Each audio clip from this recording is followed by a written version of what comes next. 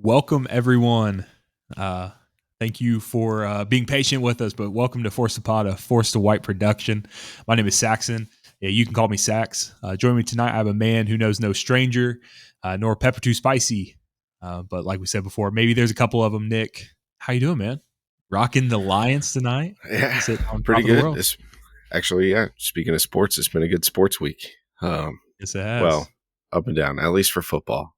In this house, it's been pretty good. But I'm doing all right. How are you? Good, man. Good. We're going to get into everything from the break. Well, not everything this week, but we'll get into that in just a second. But yeah, doing well as we can. Getting back to reality. Oh, there goes gravity. And last but not least, we have the man who'd rather be outside than back in his fiance's childhood bedroom. We thought we were getting away from it. We thought. And then I had to call an audible because I was very sick this week. But you guys were so gracious to push it back. And unfortunately, that has moved Walker back into his fiance's childhood bedroom. Walker, how's it going, man? Well, I'm in my sweater because it's finally below 8 billion fucking degrees here. So that's great. I love it. Put it on for realsies today, and yeah, I was ready to go with the whole new setup. I got the pictures up on the wall and the plants, and it was so aesthetically pleasing. And then somebody was like, Yep. "You got to move it." So here I Yeah, am. I am Ooh, I eager to traveled the see the world new and I setup. got sick. Basically, how I read it. That's Pretty much. literally how I said it too. I was like, I feel terrible right now. So, but no, you sent the little sneak peek pictures. Anyone who's listening or watching this week, sorry, you got one more week. I'm not going to move it again. We're going to make sure we get to see it next week. Do You're that. not going to see it next week because I'm here Tuesday. Oh no. Oh Yeah, no. I've got parts coming in Monday, Tuesday, so I'm here through Wednesday and then working in Houston the end Oh of the week. no. So So you're SMH, there. You're there all week next week? pretty We much, yeah. can't we Okay. Well, okay, All Functionally. right. if we did Thursday next week, we could. I should be back in Houston by Thursday. All right. Well, thank you guys for joining us for tonight's production meeting. I guess that's no. So yeah. So you will know what day of the week we have recorded on based on where Walker's location is next week. But for this week, it's Thursday night. I messed everything up. I got sick, so we traveled. Obviously, if you're listening, you knew. Heather and I were traveling. We were taking on the Mediterranean, and actually, we are going to discuss that next week. My lovely bride is going to join us on the podcast next week, and we're going to discuss all things from the trip, and we're going to get our life together this weekend. We took over 1,000 pictures, and then we had a bunch of pictures that her parents took and all this stuff.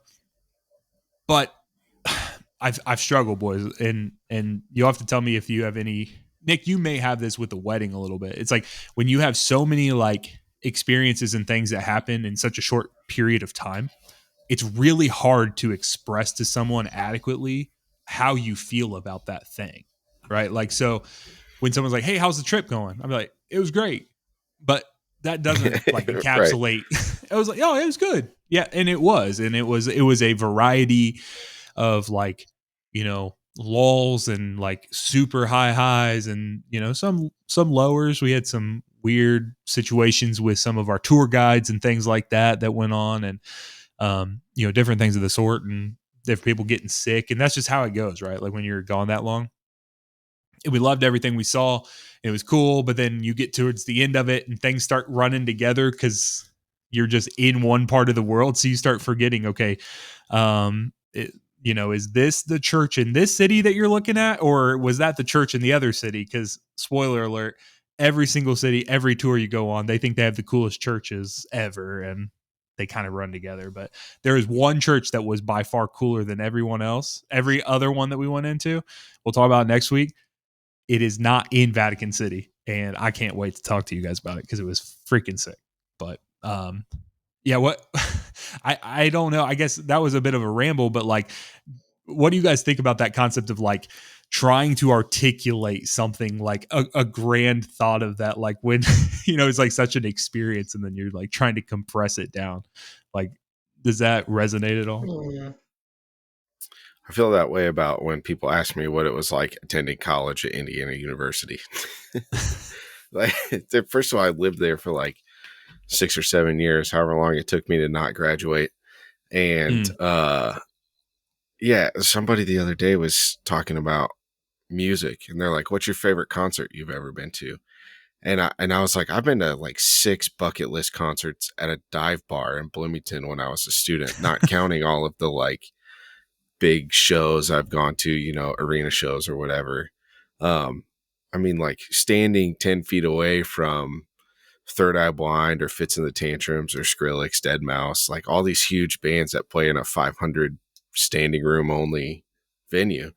And so, yeah, I get that to that extent. Like, what was it like being there during that time? Like, it was awesome. I Yeah. don't like, yeah. How much time do you have? You want to talk about Yeah. every individual experience, or in your case, every stop or excursion or whatever? Mm-hmm. Or like the wedding, like to me is still segmented in my brain. Like I was thinking about it the other day. I can't even remember the night before, like, because I normally like turn on a movie or something and then go to sleep and like get up in the morning, take a shower, have a routine. I don't remember any of that. I remember like going and getting ready, and that's it. So yeah, that's a familiar concept, just being Yeah. overwhelmed with experience and emotion from various things. And then somebody wants you to like, almost like a pleasantry, small talk, like, "Oh, how was it?" Mm-hmm. Just being polite. And you don't want to overrun them with your Yeah. I had such an emotional attachment to this one rock on the other side of the world. Yeah. Yeah, for real. Walker, Hmm. does that resonate with you? We're all fairly mild mannered individuals No, he's in an that regard, so engineer. I don't feel like we're gonna get like real He's a robot. crazy, on the spectrum there. But what do you think about that? Yeah, it's never really bothered me, honestly. Those sort of things I feel very personally. And I haven't had much desire to share about it, honestly. And not in like a bad way, just it's I think it's nice those things that are so personally meaningful. I don't know, fare better internally. They're you can pick them up, you hold them around, look at them for yourself, and uh, what's there to share, really? Yeah, I don't that's know. fair. Not thought about it much. Because Yeah, how are you supposed to put into words something that is, I don't know. It sort of cheapens it in some ways, and to me at least. yeah, yeah. I kind of feel that way. I'm like, man, it's you're. I don't know. For me, it was kind of summed up. I remember saying to myself, and then I said to my mother in law a couple of times while I was there. It just came up in conversation that I was thankful that I was getting the experience to travel like this because I didn't like I don't know that anyone in my family has or will ever, you know, be have an opportunity, and I know that I'm blessed in that way, and I was very thankful for that. And I think moving forward, but like at some point there's kind of like a bit of a like family dynamic, right? Like where my dad to this day he's never even seen the ocean. Like he's never been to Florida. He's never been to the coast because they always went north. He had family in Minnesota, so like Lake Superior was the closest, It's that you'd ever basically an see. ocean. And I know, and so that was The always kind of the ocean thing, liners right? Like have sunk in that lake. So yeah, and that's kind of the thing, right? It was like I don't really need to, and I was like, yeah, that's fair enough. And so actually, I'll correct it because I know he was listening to the podcast. He has seen the ocean. I think they went to like Virginia Beach or something, but the weather was really bad. It was a few years ago, so they actually didn't even like get out of the car. They just like drove over there. Like, So oh, that's it's about a that's Atlantic halfway. Ocean. So yeah, it's about a halfway. So um, well, boys, I just wanted to kind of start tonight with like topic zero. What's new in life? What I need to catch up after 3 weeks. Like I said, I'm gonna give you guys a rundown next week. Heather and I are gonna come on, give you a rundown. But like Walker, what's new in life? Anything interesting happened the last couple of weeks that we've missed out on? Ooh, not really, honestly. It's just I've been back and forth. Uh, How you settling into the new place? Are you? I mean, I know you're still back and forth, but are you? You staying in Houston most of the time? Yeah, pretty much. We're I've been able to get some good flexibility. The new stuff that's coming onto my plate is more and more remote focused. My boss has been very flexible, so it's working out very nicely. In fact, so I was there Good. all this week working remotely, got a bunch of stuff done. Might be getting a patent sometime in the near future here, which would be good. Hmm. For you or for your job? You're patenting your Yes. own thing for personal use, No. or Well, no. For okay, the work I'm working on at okay, work. No, exciting, but a I little don't have less. money for a patent lawyer. Do you know how much it costs to file a patent, Nick? I Nope, have no no clue. idea. I don't It have costs. ideas. It depends on what you're trying to do, but you could probably expect somewhere on the order of 10 grand, something like that. I Hmm. mean, Huh. depends on what you're trying to do and how much legal time you want to actually spend on it, but it is not cheap. And somebody needs to fact check me on that, but it's a lot of money. Um, so yeah, the university is paying for that. There you go. Nice. So that's exciting. Yeah. We'll see if it goes through because we filed provisionally, but um, and then you file a provisional patent, and then you have a year to like do a real one. Hmm. Yeah, at minimum $3,000 probably, going up to tens of thousands Right. to Hmm. file a patent. So yeah, I don't have that kind Noted. of money.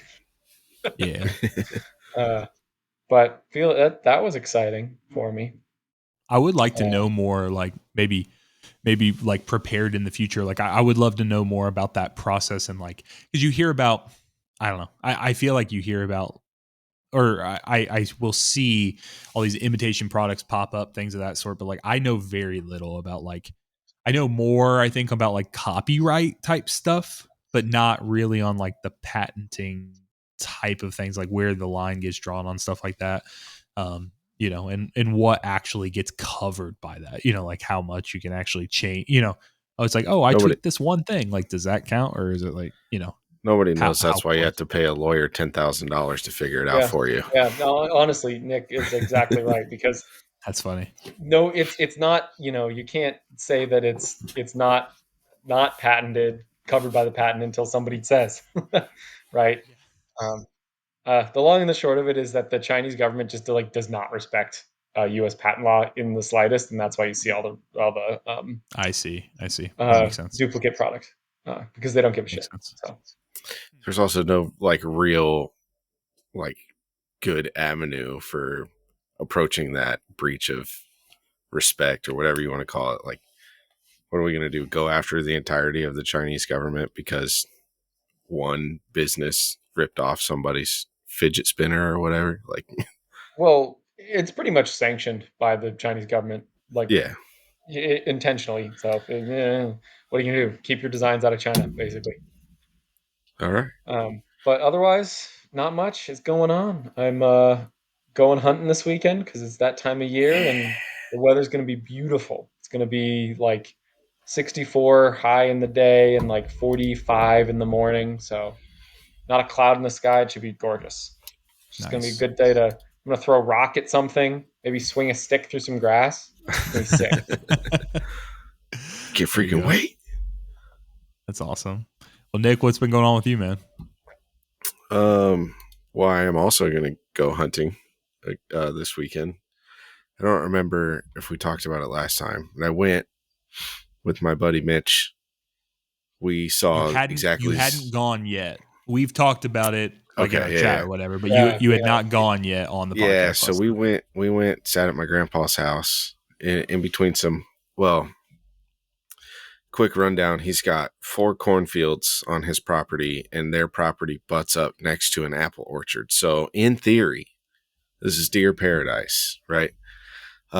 There, yeah, there are two fields up on the north and 2 on the south, and they're basically divided by a plus through the middle of woods. And then there's a little bigger section in the middle that kind of like it's about a 50-yard radius.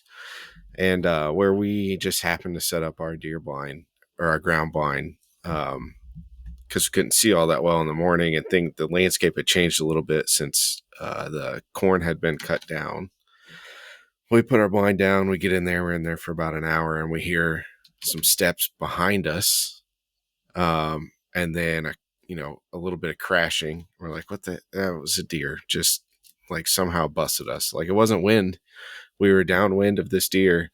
And I look out the back window of the blind, and we were set up directly in the middle of one of the paths that the deer had gone from, like the interior woods area out to this cornfield, just right smack in the middle of it. So he just walked up on the backside of our blind and went, "Well, never mind."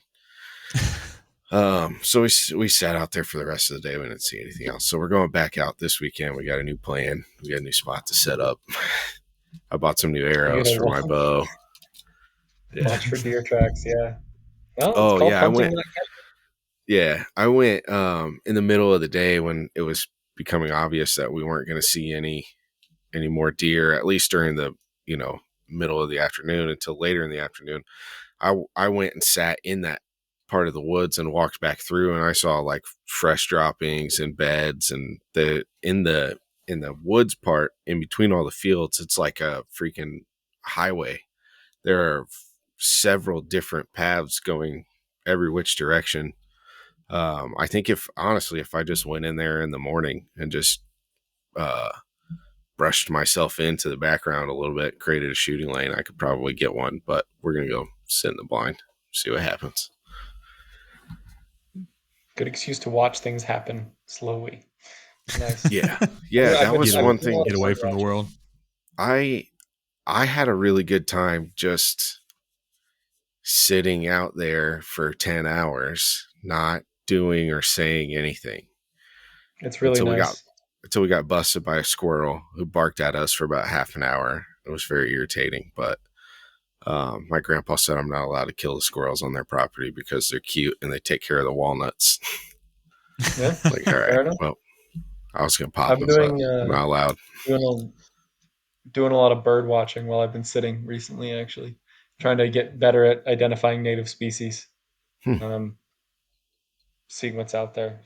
I'd like to be able to do it by ear, but I'm not good enough to do it by ear just yet. Becomes challenging.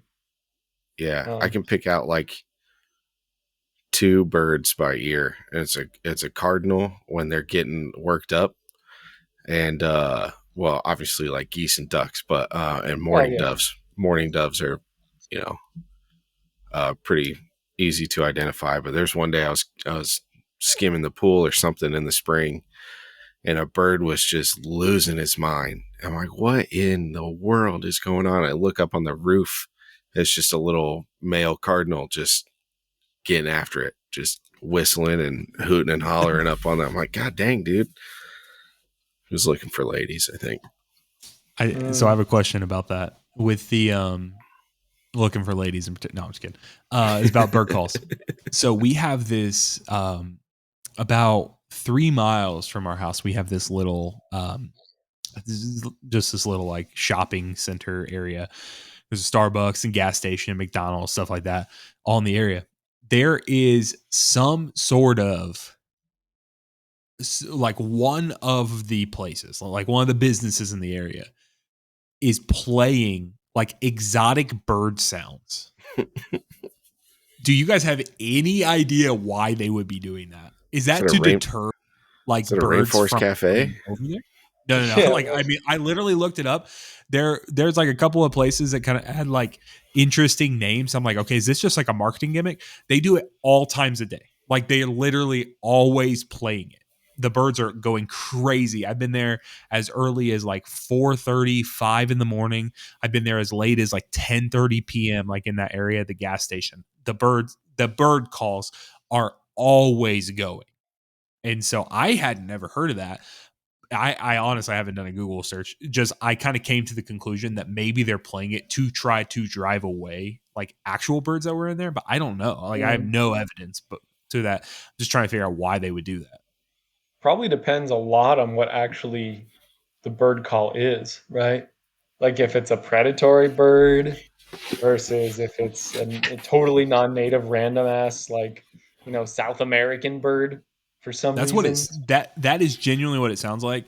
Heather pointed out to me first because she would go through She would go Yeah. through the drive-through at Starbucks, and while she's like trying to order, there's like birds just like hooting and hollering, like Nick, like you were saying, like it sounds like. So she's like looking for them, and she can't find them. And then we went and sat. We went and sat at a like just a restaurant that was in like one of the like little strip mall like areas, whatever. And this lady comes in, and this was months after like Heather had like she's just been commenting on it, and I hadn't heard it, and then she told me about it, and I heard it. And then this lady comes in and she asks the people behind the counter, she's like, do you guys hear those birds out there? Like it's not just us, like in our head. So like it's weird. If you guys ever come back up this way, we'll have to like I'm gonna have to get you guys to listen to it because it is the wildest thing. I need you to try and Shazam it. There is Okay. actually, I was just going to Is say, there a there's an bird app Shazam? called Merlin that you can literally do that for bird calls. Okay. Well, yeah, I will but I do was that. thinking if it's like just a bird call like audio the track on Spotify or single something. noise.wave or whatever. Yeah. Could be. I mean, it literally could be that simple. I'm not sitting there long enough to like listen to hear it loop or anything like that. But bird calls loop naturally, anyways. Like they'll do the same stuff. Yeah. So Pretty much. I don't know. It's just kind of an interesting little thing about bird calls. But well, boys, this is kind of like what's been going on with me. Not the last 3 weeks, just because we've been gone traveling. You guys know that, and we're gonna talk about that next week. But what's been going on since we've been back home? And this kind of gets into my topic for the night. Just keep moving on. But so this was right before we left. I can't remember if we talked about it on the podcast or not, but I had let you guys know that Heather's car, so she got this car in 2014 or 2013. It's 2014, but got it in 2013. The Chevy Cruze, notorious for just being unreliable, having all kinds of recall type things, transmission type issues, things of this sort. Believe it or not, it's actually got her through. She's driven it for 11 years, finally bit the dust. Meaning that it's leaking coolant. I mean, we just couldn't figure out where it was coming from, whatever. It was overheating everything before we left. So I just said, all right, we're parking it. We're putting it in the garage. We're parking it till we do. And then I'll just get something. So like I booked an appointment at a place before we got home for the trip. I just went and took it, dropped it off. They're telling me the full fix for the entire thing that it was going to be was like $2,500. I'm like, that's more than what the car's worth at this point.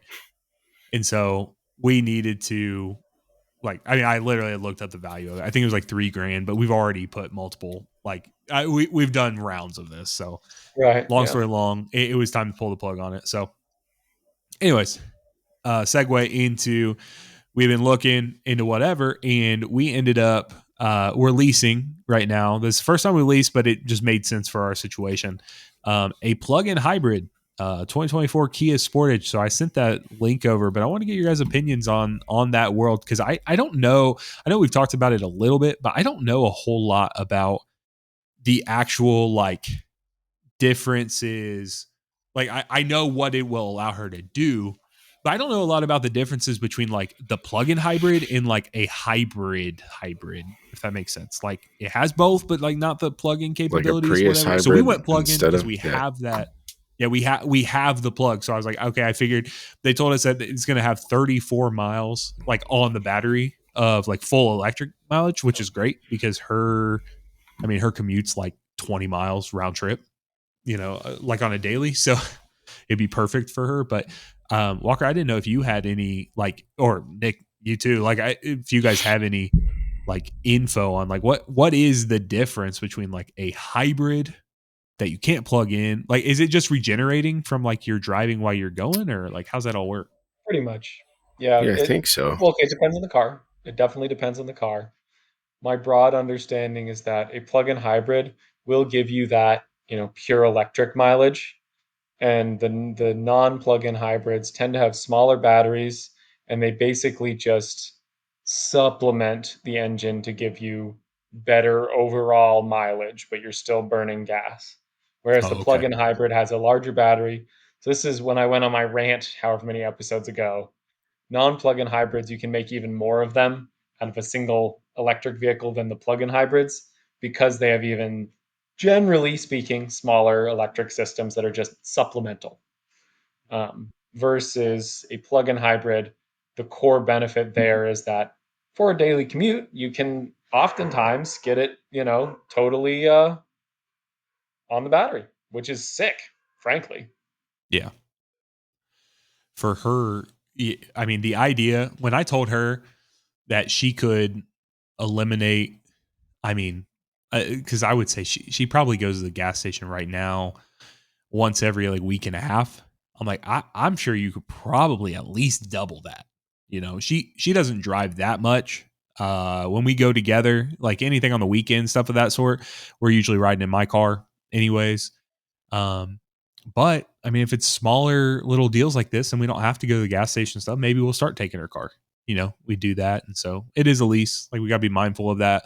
We're probably not taking any trips back up to Indiana or anything like that in her car. We'll take mine, but um, things of the sort. It's interesting. So, and I hadn't really seen the Kia Sportage before, but it's a nice little car.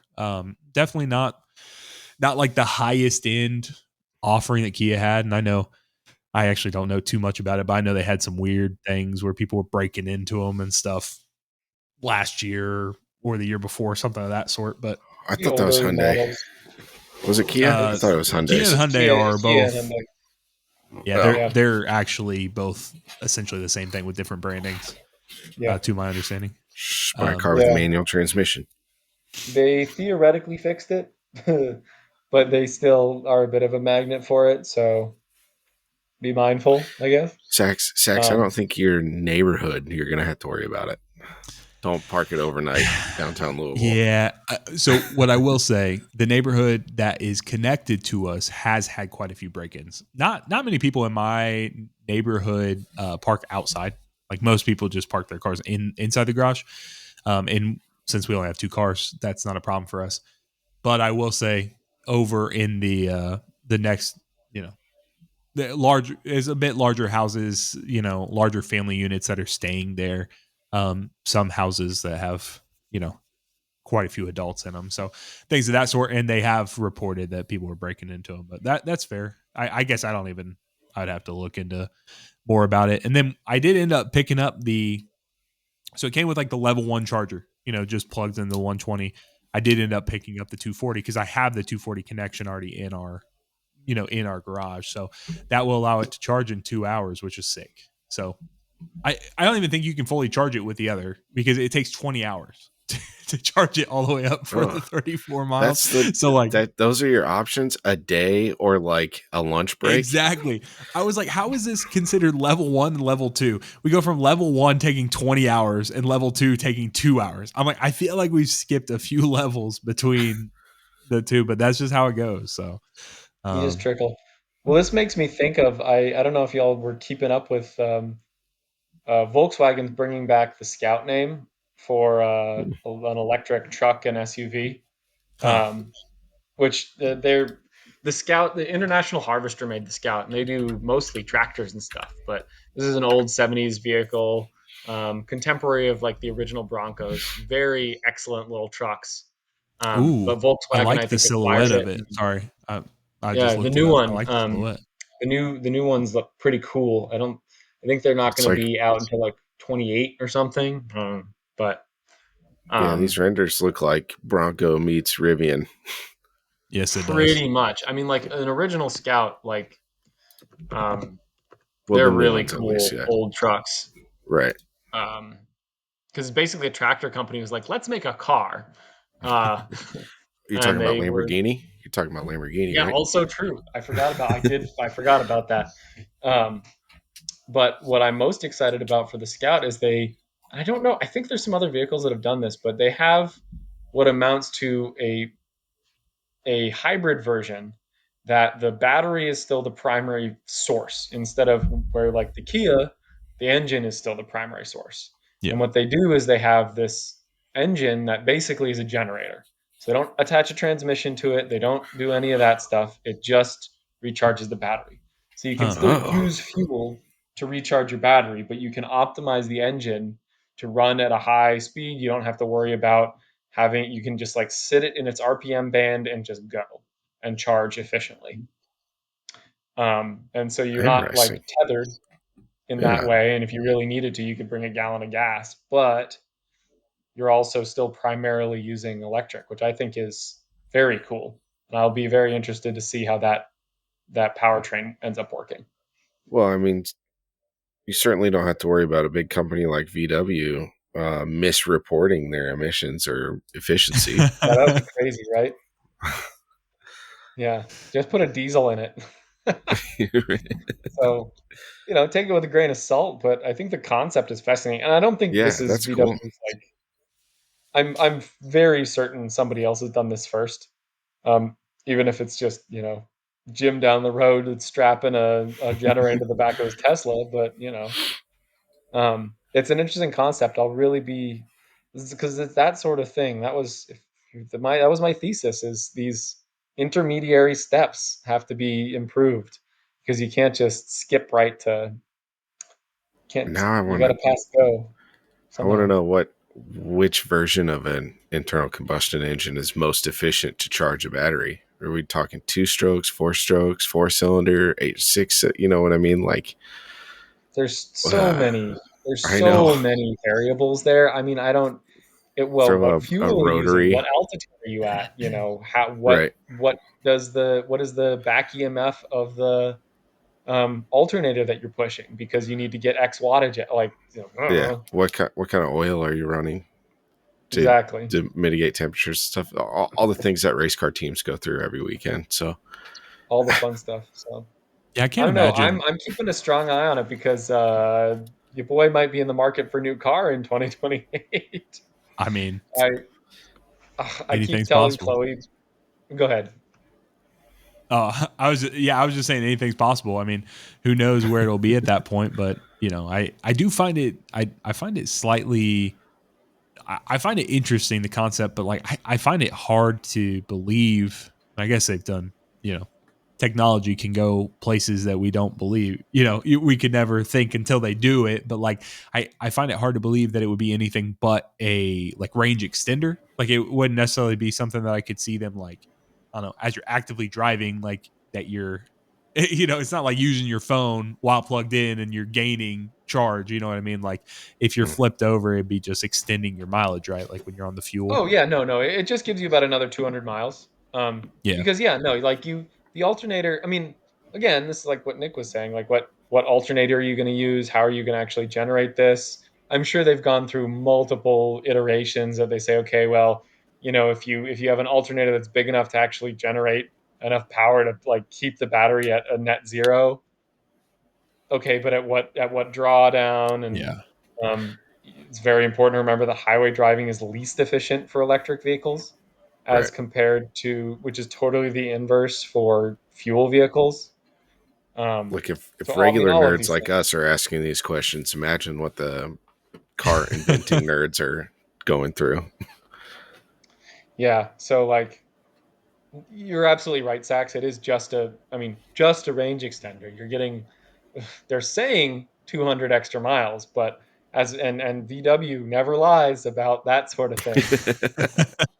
So, I mean, these companies are always way stretching it, and we'll have to see the actual numbers. But conceptually, I like it a lot as a different way to look at it, and um, just another push of the electric vehicle technology because God knows we need it desperately.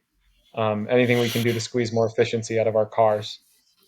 So So I've what is very your I've go ahead, honestly been Nick? thinking about the next car I get. I kind of want to go back to having a V8. I want to go the Well, opposite way.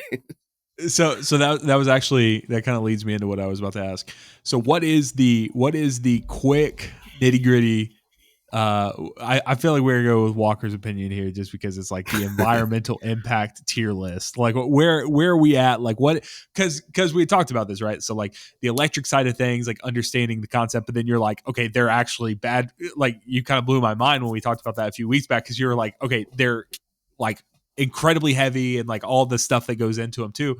So like where are we actually with all this? Like how so I got Heather got a plug-in hybrid. She's driving that. Like, where is she sitting on your tier of like, okay, this is I think it's really a good choice because one, you're using your, I don't know where your electricity in your house is coming from, and that's something that the anti-EV people are like, oh well, you're just charging it off the coal. No, yeah, a little bit, but like it's still bullshit. You still are being more efficient because we're also every year increasing the share of the energy grid that is renewable. But a plug-in hybrid is like purpose built for what you're talking about for Heather, like normal, 20 to 30 mile commute there and back. You're getting your, crazy high electric vehicle miles, and then you get the efficiency of, being able to drive further if you need to.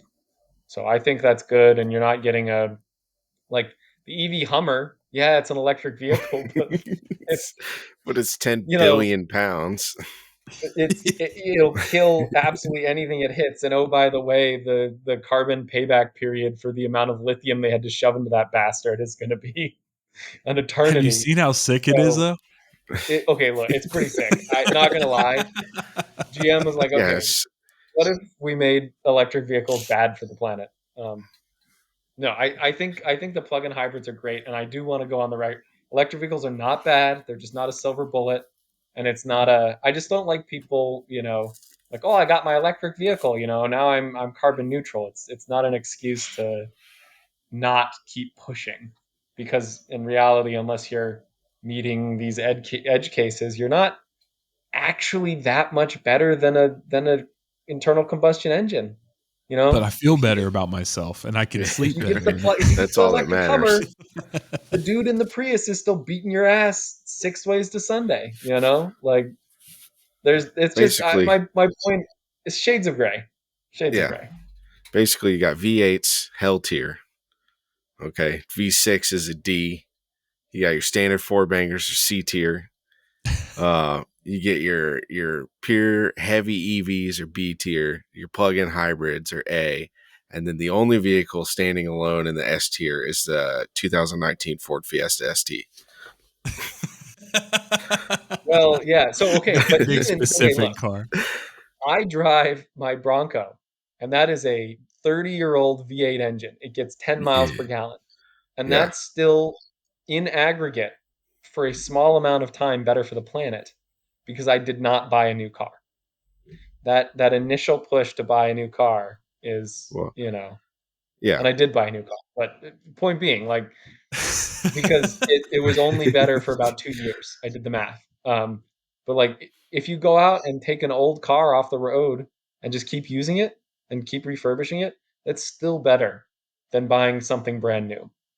So Um, what is the environmental impact of driving your Bronco halfway to Houston and then having AAA come and drive it the rest of the way because it can't make Definitely it? worse because the truck that has to tow me is even Yeah, worse efficiency than my yeah. Bronco.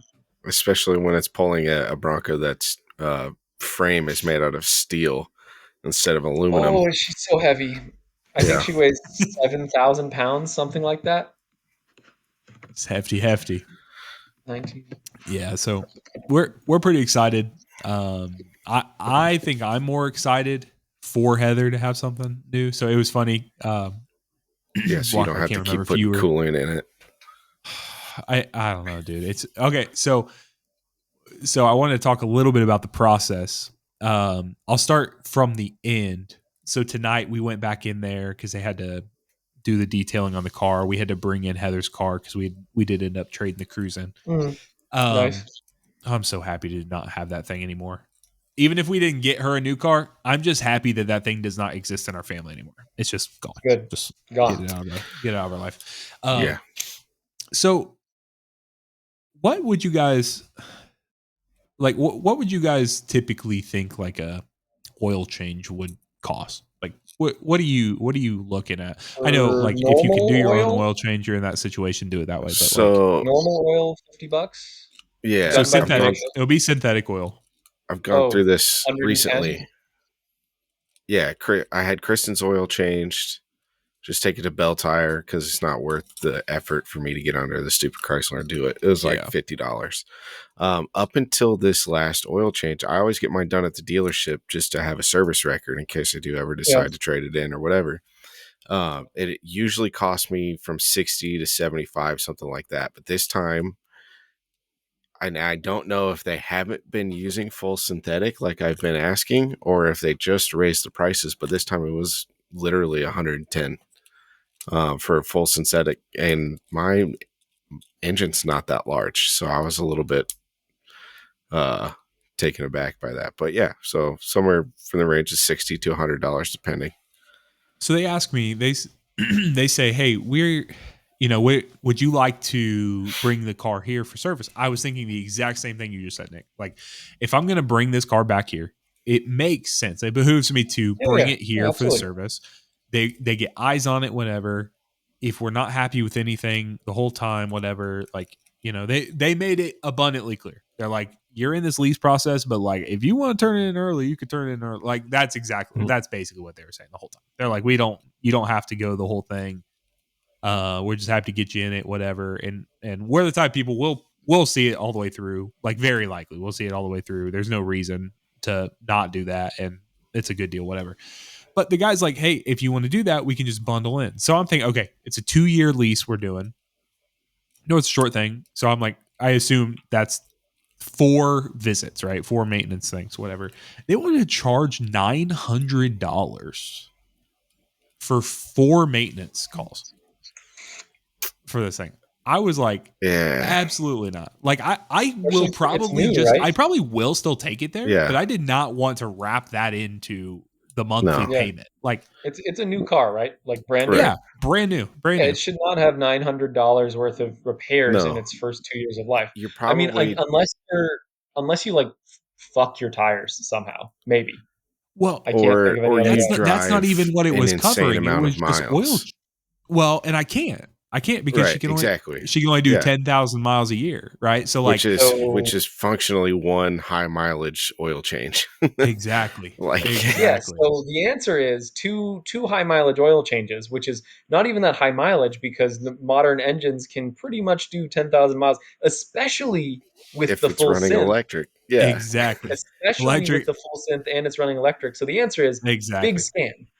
Yeah, exactly. So I felt pretty good about that one, boys. I called that one out immediately. Yeah, and I said, no, thank you. And Heather, so it was funny how the like little finance department the financial guy was set up was like his desk was an L-shaped desk. He had 2 monitors up, but it's funny because they didn't give him a big enough office. So how his monitors were set up, there was one chair that was behind the monitors. And so he had to like physically grab the monitor and like swing it on the like articulating arm to like see Heather.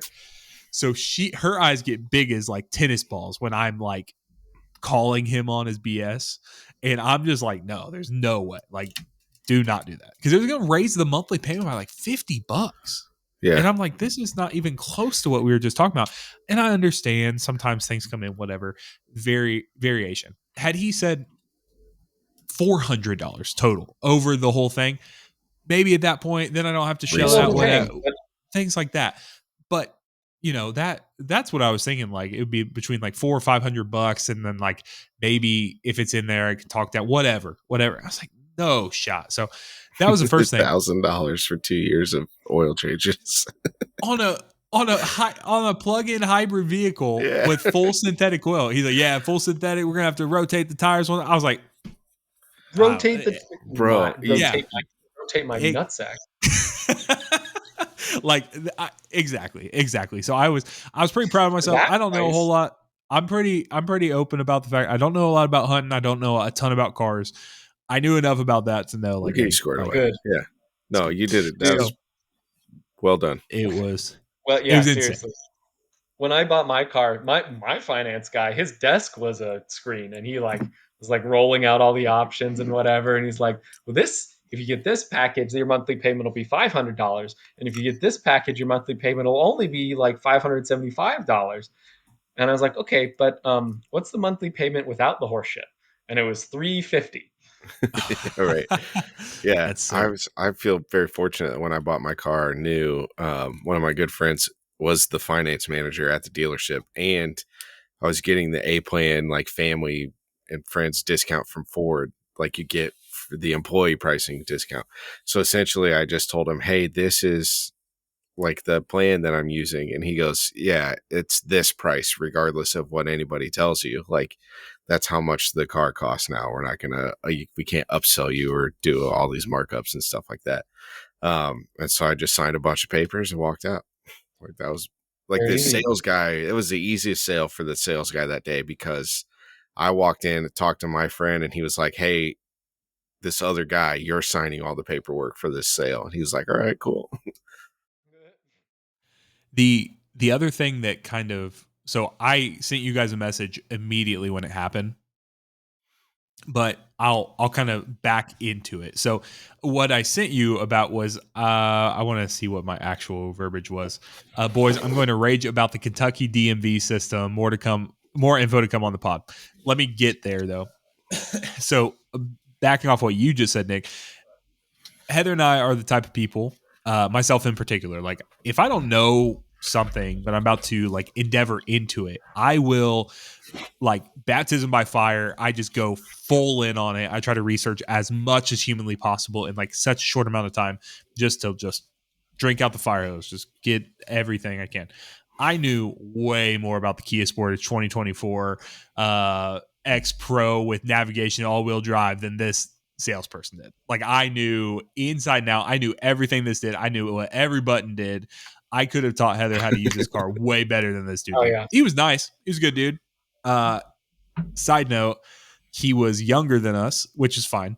But because I'm getting old now. So there's going to be adults working that are younger than me. However, he had a MacBook Air, and I kid you not, he was charging his vape on it. He pulled his vape out and with his USB cable, plugged it in. It was a leopard print vape, and it said Mr. Nice. Fogg across it. It was super funny. So he pulled it out. I was cracking up about it last night, and I did have to tell him about it today. I was like, oh, I didn't know that was your MacBook, because he was in the back doing something, and a guy brought us out and said, hey, if you want to just take a seat, over at the table over there, his name was Dylan. Shout out to Dylan at Kia in Louisville. He said, yeah, you can sit there. And we sat down, but we sat at the wrong table. There were two tables with Macs on it. I said, oh, I didn't recognize that this wasn't your Mac because you didn't have your vape plugged into it. He thought that was real funny that I saw that. Oh, brother. You should have said you didn't have your girlfriend's vape plugged in because it was leopard print. Yeah, it was straight up leopard print, whatever. And then when we were killing time before the financial guy was available, he was asking us questions, just about finances and stuff. Because we had told him like we bought a house, and he's like, oh, now you're coming to lease a car. I was like, yeah. And he's like, all right, I got a question. Basically, he's like, I spend too much money on food. He's like, what can I do? And he's trying to tell us like his schedules were a weird. I mean, he was super relatable. Like he was a real good dude, but he was just it was a little too real for some people, if that makes sense. Like I could see some people being like, let me talk to someone a little more quote unquote professional, but he was great for everything he was doing. But it ties on to what you were just saying, Nick, like the easiest sale of his life. Like he did no selling. This literally was the car we came to the lot to look at. As long as I fit in the car physically, like I could be comfortable in the passenger seat and Heather was good. We were getting it. Like that's pretty much where we were. We were good at that point. But then we come in today, and I came back to the house after, because we knew we had to come back with Heather's car today. And I came back to the house yesterday, and I was searching through, we had a bunch of paperwork when we moved into the house, like, things get jumbled, whatever. And thankfully I find her title, because her car was paid off. So find her title, and I find the registration. So whatever, I take it, put it in an envelope, we take it over there. And last night, Dylan got us a couple times. Like he had kind of like these canned little funny sayings he probably uses on everyone. So when Heather gave him her license, he says, has your birthday changed? Like he hit her with that, and like it like makes you. And he's like, no, I'm just That's kind of funny, whatever. honestly. Yeah, he's like, has your birthday changed or anything like that, and like it just like pauses you. Yeah, that kind of thing, like where you just have to think about it. And so he comes out, and he immediately is like, he's like, do you have a non-expired registration? And I thought he was just messing with us again. And he shows us the Dylan. paperwork. He shows us the paperwork. And Heather's registration's been expired since February. Now, when we moved, so last year, this time last November. year. Yeah, for real. This time last year, we that's when we knew, like, Heather had signed her contract. We knew we were staying here in Louisville. And so for 2023, our registrations were up for Indiana. So we finally knew, like, we had registered 1 year in Indiana because we weren't sure if we were coming back or not. So we need to register in Kentucky. So we registered last year, but we had to go on different days. Heather had some free time with school stuff. I had work, whatever. So I didn't, I couldn't do hers. It's under her name, whatever.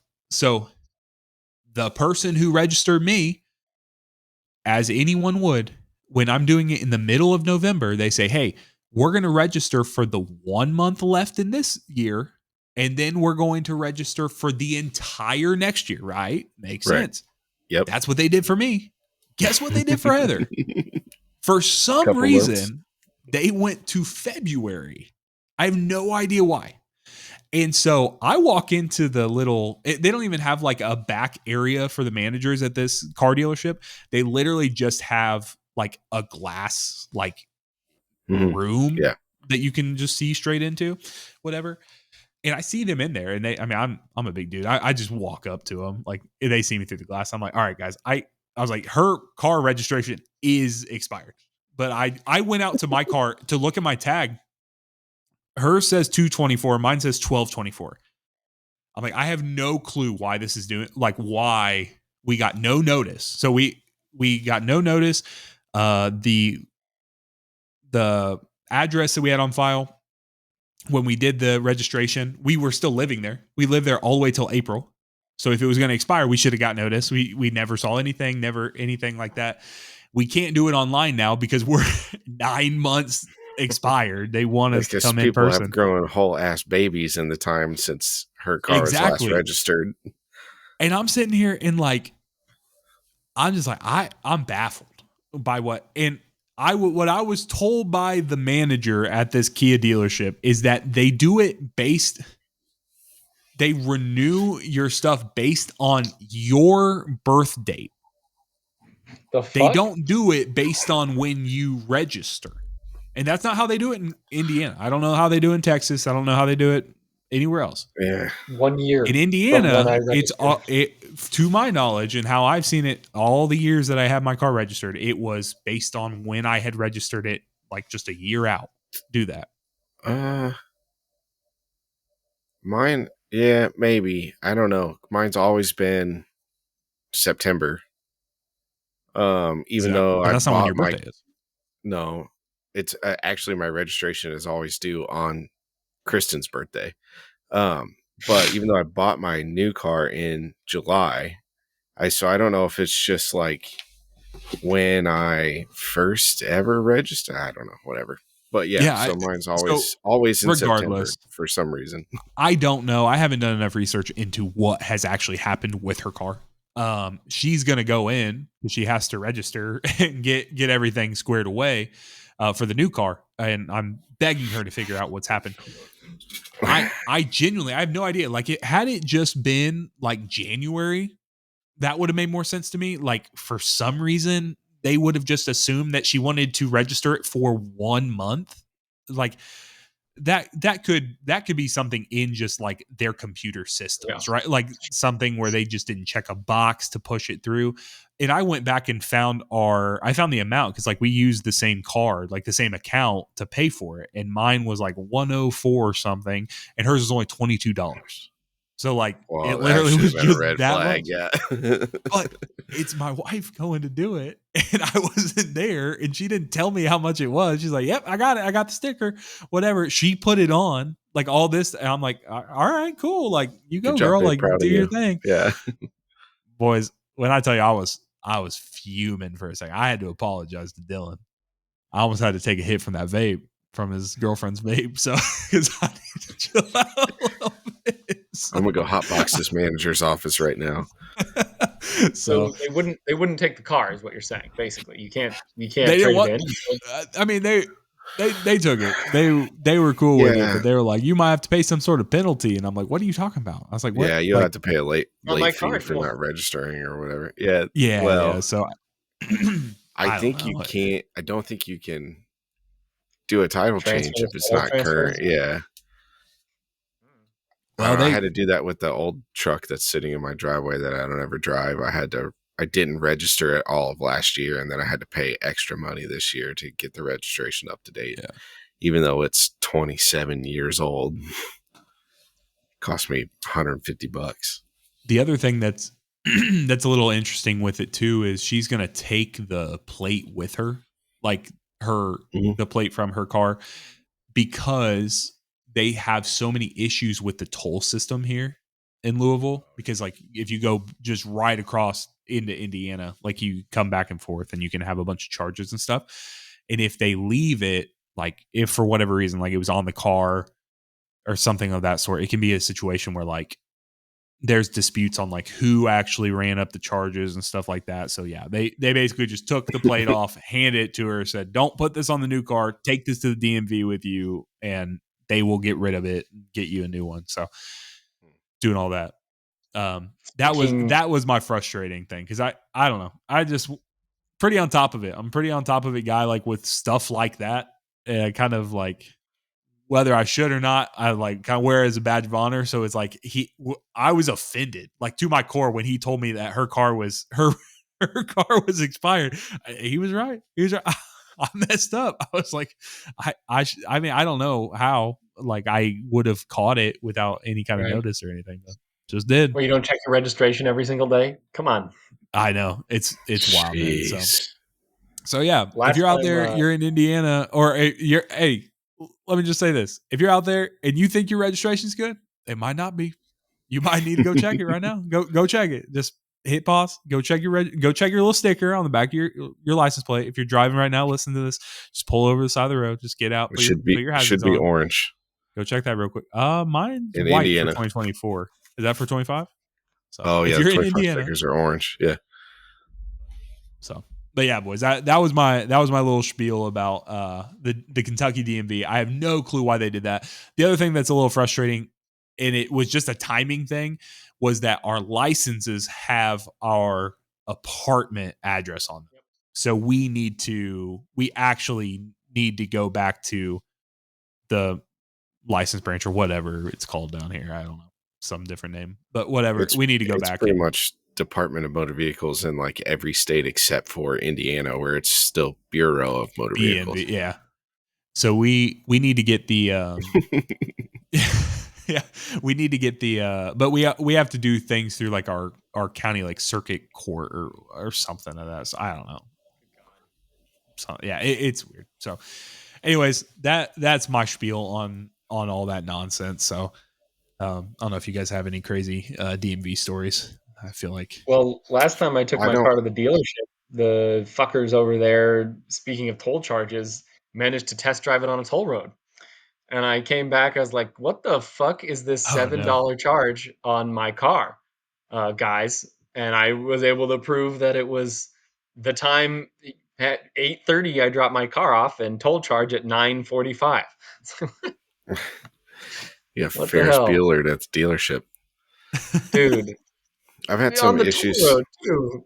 I've had some issues at the BMV, but I'm not comfortable sharing them publicly because I may or may not implicate myself in some stuff. So That is fair. um, That's fair. I The mean, there's a certain price range when you buy a used vehicle from somebody. Like the taxes you pay are tiered based on the price ranges. If you don't fill it out properly, it's a whole problem. So that's all I'll say. It would be a problem. Yeah, that would be a It the big used to be problem. back in the day you could sell somebody like in your family a car for $1 or something, and they'll pay like no taxes on it or whatever. They've done away with that. Um, yeah. yeah, so there is a lower tax bracket. You got to make sure that you write legibly on your title. I got you. Yeah, the other kind of hoop we were jumping through yesterday which is a little bit. Again, sorry, Dylan, if you're listening to this. I don't know how you would even possibly know unless you just look up. But whatever. Shout out to Next Dylan time you again with see him. his girlfriend's Yeah. vape. So Heather's car, right? Like I literally just explained, was we had the coolant issue, leaking coolant. It was overheating. Put it in the driveway, or we put it in the garage, whatever. Went on a trip, came back, put it in, and or took it to the shop, whatever. So the reason her car wasn't with us last night is we hadn't picked it up from the shop yet. And so I'm like telling Heather before we go, like, hey, I need you to not, like, if he says, hey, when can you bring the car in? When you can do this kind of stuff? I was like, I just need you to let me kind of just like, because boys, it would go back to our last episode callback. I was walking that white lies line where I didn't want to tell Dylan that this car's in the shop because it's having these issues and there's about $2,500 more of issues that I need to get fixed. Now, the stuff I was being told that was additional was like, hey, because what I paid to get fixed. So I just put $1,000 into this car before I gave it to them. So I did them a solid in that, right? But basically there was like an outlet valve and a hose that was connected to it. And they said, if you replace this portion of the plumbing, it can cause stress on other portions of it because it's going to, I don't know. They said something with pressure, like whatever, imbalance, something like that. They basically wanted to charge another $1,500 for like a thermostat and some other water pump, maybe doing in there. Yeah, the labor on those sometimes can get insane because of the places where the people who engineered the engines put them and what kind of like other pieces they're connected to. Like, for instance, in my Fiesta, I have a buddy who has the same car. He had to have his water pump replaced, and it was like it required taking the timing belts off and then like redoing all the timing when they put it back together, which is a real pain in the ass, because if your timing is basically when the spark plug ignites versus where the piston's at in the cylinder, and it has to line up, or if you get spark at the wrong time, you're fighting the piston opposing forces and then it breaks everything. Yeah. So yeah, timing stuff like that is a huge thing. The labor could go skyrocket on something like that just for purely because somebody designed it weird. Yeah, and I don't, again, like I'm first to say I don't know that much about it, so I'm not real big on like trying to dispute if someone's like, hey, like this is how much it's going to be for us to do the work. Because at a certain point, it's kind of like what the market will bear as well. Like if I'm willing to do it, and that's what they offer me or whatever, and I don't do my research and I don't know enough about it, then it is what it is. But they gave me the right, and they said, hey, I just told them, I said, I'm probably going to sell this car, or trade it in, whatever. I said, what do I need to do as a bare minimum? They said, for you to get this from our shop to the place that you can do that and to sell it to them, you need to spend X amount of dollars. That's what we did, instead of X plus 1,500. But it was still at the shop. So we're sitting there talking, whatever. And I'm just like, doing whatever. And then they're like, okay, well, how much, how many miles are on the car and stuff. And I don't know how, but Heather and I both separately hallucinated that it was still under 90K. But it was like 91 something. But like we both were like dead set that it was like 89.6 or something like that. For some reason, we had that in our mind. And it's not that far off, but like that's just what we thought it was. But what's funny is I had the inspection photos from that the guys had taken at the shop, because when he sent me the quote over, he had taken pictures of, everything on the interior and stuff. I had the exact amount of miles that were on it when we dropped it off at the place. And so I didn't have a real good way to explain to him that, hey, I'm sorry, but I messed up. I'm about 2,000 miles off, but I know that this is the right number, like without a shadow of a doubt. However, Walker, what you were just saying with them driving your car, it was like up 50 miles today, because I think they were testing the car like to make sure that the coolant, like it wasn't going to overheat. You got to get it hot and drive it for a while. Yeah, so Heather drove it from the shop to our house, which is only about 3 miles, and then she drove it probably a total of 30 miles, but it was 50 ish over like when we took it today when they got this stuff. So it's just one of those things where like it was just like kind of an uncomfortable situation, but I'm so thankful that car's out of our hands now. Just like go do whatever. Gone. So it's gone. Wonderful. It's gone. It's no longer to be over here. So Now the Well, dealership's going to sell it to somebody who doesn't have any money, and it's going to ruin their life. yeah, that'll be real unfortunate. But I don't think I'll ever see that car again in my whole life. So, well, boys, we're talking off the top that we want to keep tonight a little shorter. So I know we didn't get into a host of other topics. However, for anyone who is listening, we do have ever growing list of topics. And if you are interested in the travel conversation next week, you will know whether we do it on a Tuesday or a Thursday, based on where Walker is located next week. Who knows? Maybe Here's it'll be Walker. someone else's childhood bedroom. We don't know. Oh, he's going That all would over the be place. So. very strange. I certainly hope not. It sure Maybe would, yours. but I don't could know be. if I have Could access be to mine. my childhood bedroom. I don't to mine anymore, unfortunately. I do We not. did at my grandma's house. I kind of grew up there a little bit. So, but You want to fly to y'all, Indiana? we're getting into the holiday season, so we appreciate you guys being flexible, waiting. Appreciate you listening. Keep commenting, subscribing. We're seeing them. People throwing them up there, sharing them out, stuff like that. So we appreciate it. Keep it short and sweet tonight. Boys, it's been nice. It's nice to get back to our little therapy session. And to everyone who's listening, thank you once again. We'll see you next week.